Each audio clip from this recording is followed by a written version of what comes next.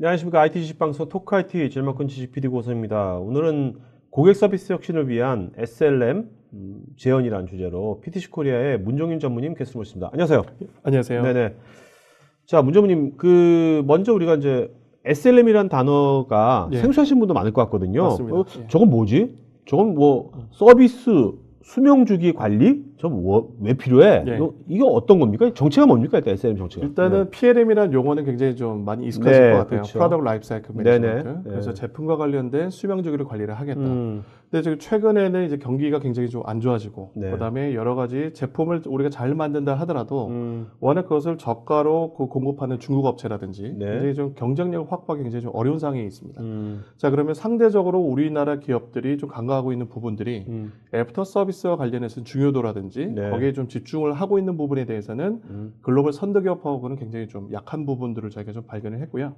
그래서 그런 서비스, 애프터 서비스와 관련된 모든 프로세스, 모든 단계, 모든 업무를 체계적으로 관리를 하고 좀 더 효율성을 가져갈 수 있는 그런 시스템을 저희는 이제 PTC 내부적으로 SLM이라고 저희가 좀 명명을 했습니다. 그럼 이런 분야가 지금 이미 그럼 글로벌하게 이런 식의 분야가 기업에 적용되는 사례들이 한 언제부터 생긴 겁니까? 대략? 실제로 이런 정말 글로벌 선도 기업들 같은 경우에는 이미 10여 년 전서부터 이런 SLM 시스템을 예를 들어서 저희 회사의 시스템뿐만이 아니라 자체적으로도 프로세스를 개선한다든지 굉장히 많은 좀 노력들을 기울였죠. 예를 들어서 대표적인 두 가지 케이스를 좀 말씀드리면 글로벌의 이제 그 넘버원 이제 건설 장비를 제조하고 공급하는 이제 캐터필라라는 미국 회사가 있습니다. 연매출이 한 40조 정도 되는 회사인데요. 캐터필러 같은 경우에는 전체 매출의 30% 정도를 이 애프터 서비스에서 일으키고 있고요. 그다음에 전체 수익의 60% 이상이 애프터 서비스에서 발생을 하고 있습니다. 우리나라는 완전 정반대 아닙니까? 우리나라 같은 경우에는 제가 굉장히 많은 고객사분들을 뵙고 있는데 심한 경우는 매출의 5%. 그런데 이제 매출의 5% 경우에도 수익을 여쭤보니까 그 부분은 측정하고 관리하지 않고 있다라고 말씀하시더라고요. 그러니까 아예 기대를 안 하는구나, 수익이. 맞습니다. 비용만 쓰는 센터 이렇게. 맞습니다. 고객이 요청이 오니까 우리 회사의 제품에 대한 장애를 처리하기 위한 일종의 코스트 센터로만 이제 포커스를 하고 있다는 거죠. 사실 국내 기업 중에서 매출이 5%라도 서비스가 그거 굉장한 거 아닙니까? 큰 거죠, 그거요.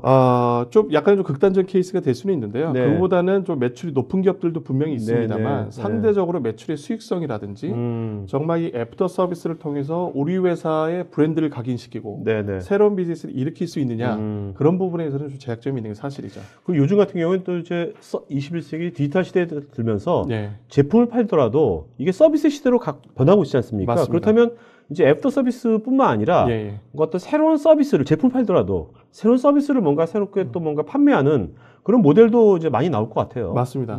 실제로 이렇게 서비스와 관련된 비즈니스 모델을 혁신을 하게 되면 그로부터 파생할 수 있는 새로운 이제 비즈니스 사업계들이 굉장히 좀 여러 건이 발생하는 걸 저희가 좀 보게 됐고요. 대표적인 게 예전에는 이제 정수기를 대부분 이제 비싼 돈을 주고 한 번에 샀죠. 근데 최근에는 아마 거의 모든 고객분들이 정수기를 렌털로 사용하실 겁니다. 그렇죠. 그러니까 3개월마다 코디아점에 오셔가지고 필터 교체해드리고 3년 동안 그러면 제조업체 관점에서는 고객하고의 릴레이션십 관계를 계속해서 좋게 가져갈 수 있고 주기적으로 방문하면서 예를 들어서 정수기를 만들다가 안마기를 만들었다. 아니면 뭐 또 다른 제품을 만들었다라고 하면 그것을 또 연관해서 셀링을 할 수 있는 크로스 셀링 내지는 업셀링의 비즈니스 찬스도 이제 얻을 수 있는 거죠. 어떻게 보면 그냥 다시 공급 업체에서 그것이 하나의 그 가정에 대한 공급 플랫폼이 될 수 있는 거죠. 맞습니다. 그죠? 이 서비스를 맞습니다. 기반으로 해가지고. 그것이 어떤 목적이냐면 이 그 미국의 트레인이라는 이제 공조 장치, 산업용 공조 설비를 제조하고 있는 기업에서는 자신들의 제품을 예를 들어서 일부 업체를 판매를 하게 되면 애프터 서비스에서 발생할 수 있는 비즈니스 기회는 8불 곱하기 8배의 사업 기회가 있다고 좀 보고 있습니다. 그러니까 우리나라 기업들도 최근에 이제 여러 가지가 좀 어렵지 않습니까? 이런 그 좀 혁신을 통해서 그런 또 새로운 사업 기회들, 경쟁사 대비 차별화 포인트를 가져갈 수 있는 부분들 그런 부분에 좀 기여를 좀 드렸으면 합니다. 사업을 하면서 보면 이제 어떤 위기일 때는 어떤 기존 것을 좀 개선해봤자 얼마나 개선되겠습니까? 그렇죠. 뭔가 지금처럼 이렇게 뭔가 발상의 전환이 굉장히 중요한 것 같아요. 맞습니다. 그죠? 그래서 보면 여기 보면 고객 서비스 3대 가치라고 했는데 맞습니다. 결국 이제 앞으로 서비스에서 이런 가치를 우리가 추구해야 된다는 얘기 아닙니까? 맞습니다. 단순하게 땜빵식의 어떤 서비스만 좀 잘해자 그런 것이 아니라. 그렇죠. 자, 그러면 여기 또 이런 것들이 우리 가치지만 우리나라 현재 시점에서 보면 이런 것들이 이슈이기도 한 거죠? 맞습니다. 지금요. 가장 기본적으로 애프터 서비스, 그러니까 후속 지원을 통해서 우리가 얻고자 하는 사업의 밸류는 기본적으로 고객의 만족도를 높여야 되는 가장 네네. 기본적인 사항이 될 것 같습니다. 근데 예를 들어서 고객의 만족도를 아무리 높인다 하더라도 거기 수반되는 비용이라든지 네. 우리 회사의 매출하고는 직접적인 연관이 없다라고 하면 네. 사실 의미가 없겠죠.